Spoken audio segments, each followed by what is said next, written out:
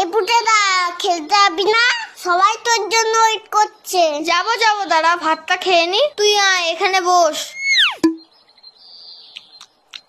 এই পুটেদা তুই এত ভাত খাচ্ছিস? আরে না মা বেশি দিয়ে ফেলেছে। ও মা, ভাত তুলে নাও তো, এত ভাত খাবো না।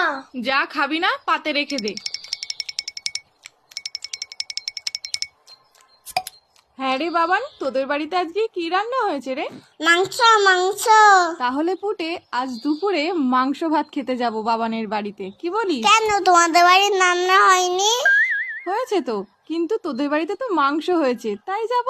পুটেদা এত ভাত খেয়ে নিল, তাহলে তো আমাদের সবার ভাত খেয়ে নেবে। হ্যাঁ মা, যাবো যাবো। না আমি তো মিথ্যে কথা বলেছি।